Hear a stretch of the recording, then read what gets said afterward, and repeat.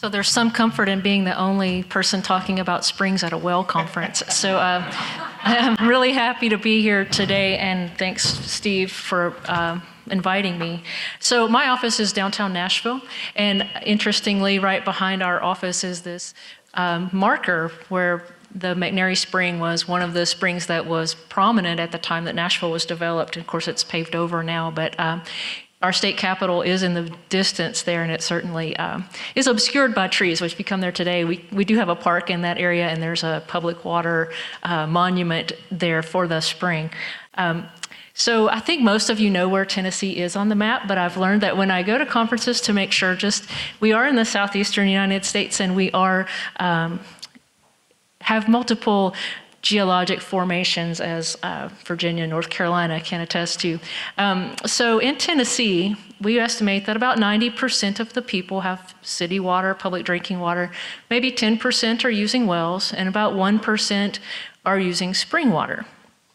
In Tennessee, the public water definition is the same as the federal definition, and water is regulated by the Department of Environment and Conservation. So I'm with the health department. We do not regulate drinking water, but we do have a strong partnership with them. There are no regulations regarding private drinking water quality, so there's no requirement to test your new well. There are requirements for construction of the well, and about 15 to 20% of new wells are inspected by TDEC, but there's no testing requirement. There is a requirement for real estate transactions, as we've heard before from other states. So those data, though, I'm not sure if there's any repository in the state for those bacteria tests. So it's only a bacteria test, and it's only where mortgage may be, mortgage lenders requiring it.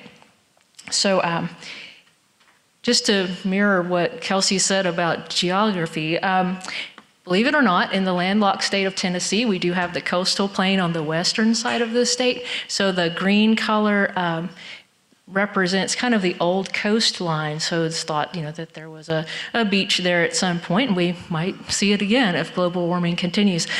In the middle is the blue color is known as the Highland Rim. So it's kind of churty, low pH area. And then in the middle is the Central Basin. That is where Nashville is. Limestone on the surface. It's a much lower elevation. And then as we go to the east, that dark green color, the Pennsylvania sandstone, that's our plateau. So there's a nice sandstone cap on top of limestone, and there's some coal layers there. And then we move over, we find more karst, and then the crystalline rock aquifers of extreme East Tennessee. So we range in elevation from about 300 feet above sea level in Memphis on the west, next to the Mississippi River, to about 8,000 feet at Klingeman's Dome in the east.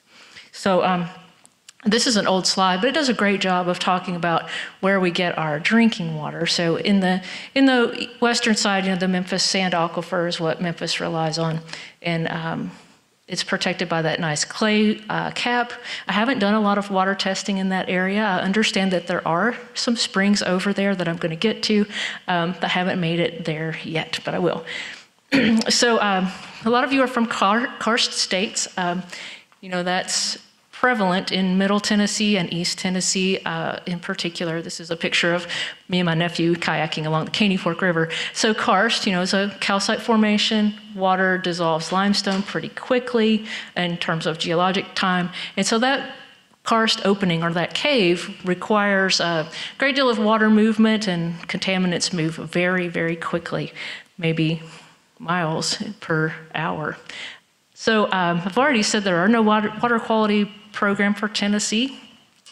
People very much are happy with their wells. They want private water, free water. They don't want a lot of regulation. There's a preference for what they perceive to be natural water. So if they have a spring on their property, they want to use it. And that's whether they are new residents or old residents or have been there for generations. That's the water that they want to drink. We don't have a lot of water quality information available for the residents of Tennessee that are on a private well, so there isn't any website that I'm aware of where they can go to find water quality information that's consumable. There's a USGS website. If people could go to. We find that they don't usually, and it doesn't mean a lot for them because they don't understand what the results are, as we've heard other people talk about. They also don't participate in testing as often as we'd like, and they don't know where to send their samples. And as other people have said, they don't even know where to take the test, or why would they do that since they're not sick. I am funded under a grant from CDC, and I think there's other people that are funded under that same grant that are here that I recognize a few faces. They say that 1 in 9 Americans get their drinking water from a private well. In Tennessee, we think that's about 1 in 10. 1 in 5 have it sampled and that they are considered unsafe. And over the past 45 years, the proportion of outbreaks associated with private water has increased. And that 56% of the local health departments regulate or inspect private drinking water in their community. So the goal for Tennessee and for the CDC is to reduce exposures causing waterborne illness. But in Tennessee, we have a more basic goal, is to understand what private drinking water is being used in our state and where, and how would we reach out to those people and most effectively communicate results to them. So we wanted to identify our vulnerable populations that are low income that we could reach out to, and we formed some unique partnerships to do that. That's my rental van. So we have a little bit of money available for testing. I've been going across the state as I can and testing water. I have some results to show you. We're interested in raising awareness of waterborne illness because I'm in communicable and environmental diseases. I'm in the department where if you get one of those diseases on that list, it's reported to our department, and then the first thing that happens is they say, hey, Judy, we've got these people that have this infection, so what do we do? So we consult with people all the time about Salmonella and E. coli. We also provide water test interpretations if they call, but they have to know to call. We don't have a presence on our website. So we do need partners to help us with this outreach. And so I'm very happy to see that Annie Chado with Communities Unlimited, the Rural Community Assistance Partnerships here, Annie and I have been working together to identify some places where people have well water that's a little bit at risk from lead and other contaminants. Of course, our other partners there are within our Department of Health, our Family Health and Wellness Program. That is a program within our health department that serves underprivileged homes or children at risk in rural areas. And we were hoping that we could piggyback on their survey to find rural residents that are underserved, that have private water sources that would really want a free test. And so we've offered this for a year now, and it hasn't taken off quite the way that I'd like it to. I understand that there was some miscommunication initially. I haven't given up on it, but we have 13 people that said, oh, sure, I'd love a free water test, but then it's a transient population. So when I call them, there's no one there, or they misunderstood and they have city water, and so they don't quite understand what we're doing. But I don't want to give up yet. I think it's a great way to outreach. And I understand some other states have programs with WIC so that they can fund free water tests through WIC. We do not have that in Tennessee, but it's on my list of figuring out how that's funded exactly. So then, of course, TDEC, our Environment Conservation, they regulate water. Our Fleming Training Center provides training and outreach to water utilities and water well installers and water treatment installers. And then most recently, we have a new partnership with the Tennessee Department of Natural Areas. And so when we start talking about springs and how can I find people that are on springs, because there's no registry, there's no requirement for you to document where you're getting your drinking water.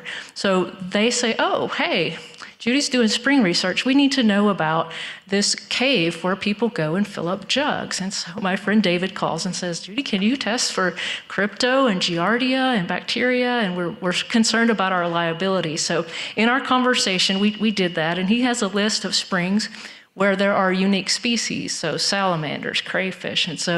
And in his database, he's made a list of who gets their drinking water from that spring too.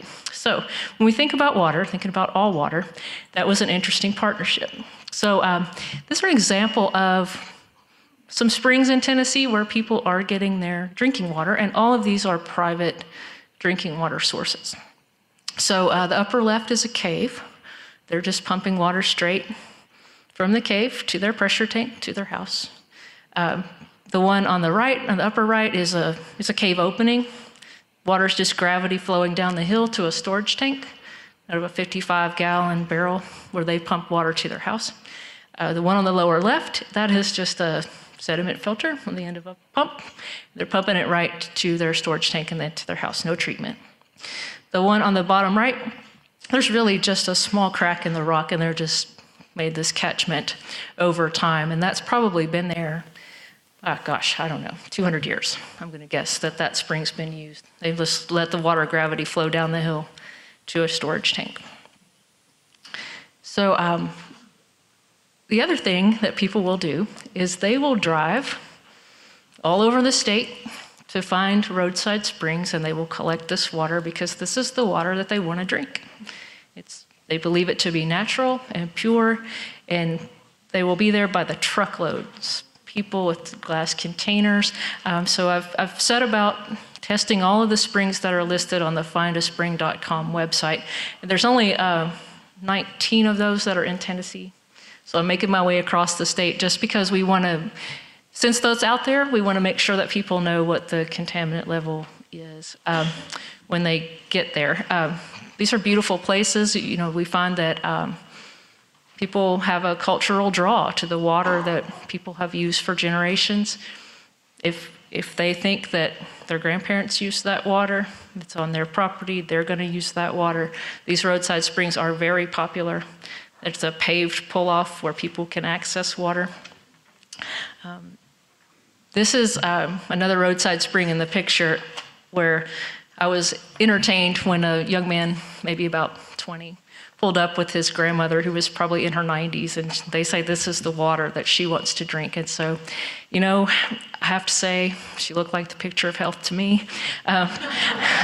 Maybe I should start drinking the water, I'm not sure. But anyway, it was an entertaining visit. They had a huge carboy. I don't know how he was able to get that back into his car. But so some of the parameters I'm testing for, of course, the normal water quality parameters with my handheld unit there. This is the same spring, quite beautiful, really. For our laboratory tests, we're doing total coliform E. coli, the metal sweep, so 16 different metals, the inorganics, some radiation, and then, of course, I was interested in radon across the state. So just some comparisons. In general, as you might suspect, springs are extremely high in E. coli concentrations. And 82% of the springs I've tested, of course, have E. coli in them. And for wells, it's less than that. And I will say until last year, that was a significantly lower number of detections, but it's just that we were able to test more wells than we were in the Middle Tennessee area, so there's a lot of karst. Even though your well may be deep, you're still tapping an underground stream that's open to the surface. We did do some special pathogen tests. Crypto is one that we're specifically interested in. We have used the BioFire GI panel, so it's not an approved test for water, but it gives us kind of a screening tool. And you can see from this spring we found Shigella, Salmonella, and S-Tech, so E. coli, sugar-toxin-producing E. coli. And I will say that this spring in the picture has been used for at least 150 years. It's at a church. The concrete form that you see is so that horses could drink from that water back in the day. So over the years, people have just repaired the piping. They collect the water. That's my sampling equipment. But on that plank is where they would put their container and fill up. So that day I was there, people were lining up to get the water. And it was positive for Salmonella. And it was also the cause of someone's infection that landed them in the hospital. So the metals we're testing for are those. This audience, I'm sure, is familiar with that. We make comparisons to the MCLs, and that's a difficult conversation because I want to say, no level of lead is okay. But, at an administrative level, it gets difficult to say, well, it's okay for city water, but it's not okay for you. So we have to leave that as an individual level, right? So if they're concerned about lead in their water, then we give them the free test. We compare it to the MCL, but we say we really recommend 0. but that's an individual choice because people are not okay with thinking that the government's trying to take their water away. This is what we hear. You're here because you want to condemn this. I'm like, no, I'm here because I want you to know about what's happening. So the other parameters of interest, I have a long list, and I struggle with how best to present this to a large audience. Of course, you are water professionals, so you understand. I was a little shocked to see that the iron concentration is higher in my spring water than in my well. I've seen some pretty high well iron concentration, so I'm going to check my numbers. But it could just be that some of these they have normal plumbing in some of these houses, so it could just be the same thing we've talked about with our copper, lead, and iron. A remnant of that. The raw water certainly shouldn't have that level of iron, but there may be some soil contamination that I'm not aware of. So for radon and radionuclides, for well water, it's not uncommon in Tennessee to find radon in all groundwater, ranging from about 300 picocuries per liter to 9,000 over in East Tennessee, which I know for some of the states here, radon in drinking water is a lot higher than that. So we are fortunate in that regard. I was told when I started sampling springs, I'm not going to find radon in spring water because springs are usually open to the air. But that is not the case. So we did find a little radon. And then rainwater. You know, the tiny house movement has taken off in Tennessee, and people want natural water under their control. So there's a lot of springs and cisterns that people are beginning to use. So we have little information about the quality of rainwater used for drinking. So that was an interesting endeavor for me. And we did find a few places where their storage tank is open. So Salmonella, crypto has gotten there from some place, but if you don't have electricity, you can't filter to the 1 micron level, and they don't want to add disinfection. So that's a difficult conversation too. You know, people have to make a choice about their health. If they want to add chlorine disinfection, they don't want to do that. You know, that's their choice. So what I find interesting is I remember this conversation with my mother, who was born in the Great Depression, and she says to me, "Why would I ever want to go camping? I had to grow up with no electricity and no running water. Why would I ever want to do that?" And so I think about that a lot. When I see people using springs, it's a lot of work. You know, it is. It's a lot of work. So I found this State Board of Health bulletin from the 1800s, and it talks about well water, and some wells are never cleaned. When they're dug, they're carefully bored, and the pumps are made tight and snug with the ground sloping away on all sides as to allow surface water to flow from the opening.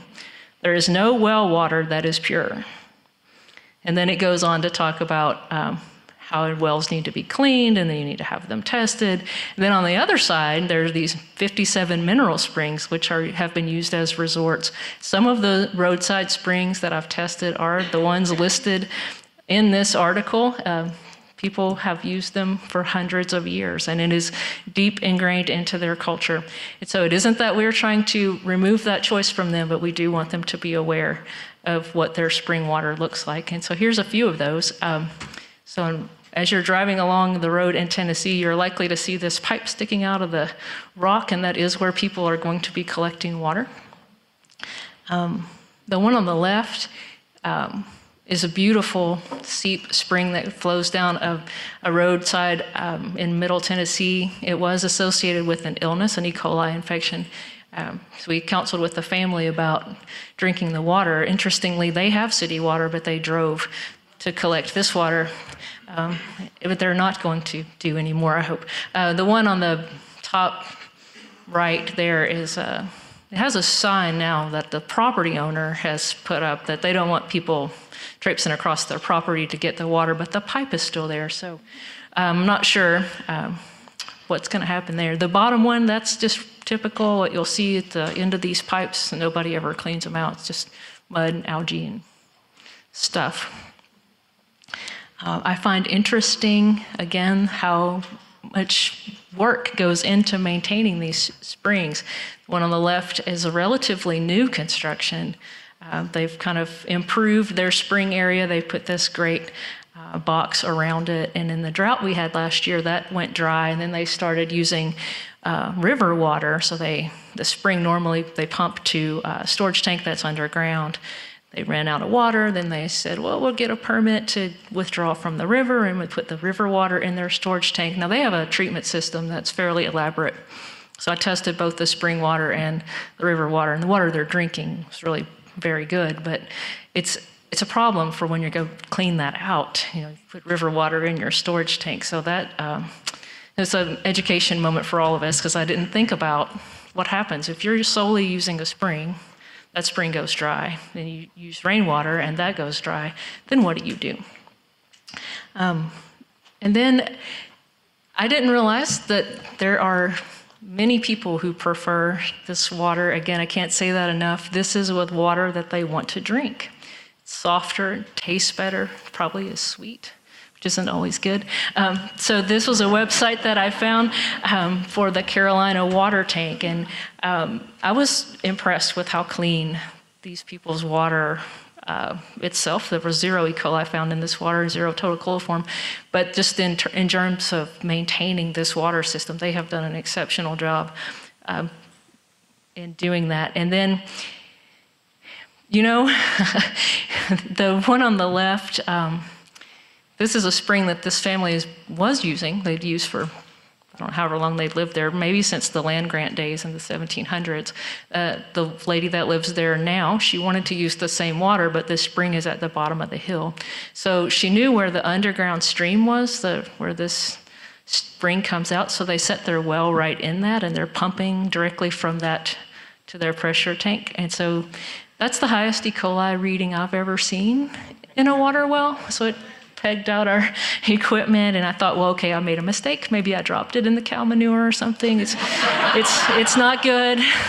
So I go back and test the water again, and it's same level. So I tried to counsel her about it, and again, this lady is the picture of health. So I said, well, maybe we're concerned about your children. She says, oh no, my kids are all grown, so we're fine. We're just going to keep drinking this water. And I was like, well, okay, thank you for letting me test it, and I'll be on my way. But it's a difficult conversation to have with people who they are emotionally attached to their water. They don't want you to come and take their well away, which we're not going to do anyway, but they believe we would. So I felt very fortunate to be able to go out into the community and test water. Some of these I've found just knocking on doors in places where I know they don't have drinking water. So when you do that, you get all kinds of results. But I've actually, most people will say yes. A few won't. A few have cussed me for everything I'm worth and everything the government's ever done. But I'm just there to test the water, and some of them are really happy to see that people care about it. The one comment that I usually get, especially for well water, is, okay, now we know that this has got an issue. You can't tell me what treatment system to use, because those of us who work for state government, we have liability issues with that, so we can't recommend a specific system. You can't give me any money. Why are you here? And so that's how I use Annie and RCAP and the Water Systems Council and TDEC to provide this kind of community of practice for people, at least to know who to call should they have concerns about their drinking water. If you have any questions, please feel free to ask. I'm happy to answer them. And we got 2 minutes. Any questions? See? No, there we go.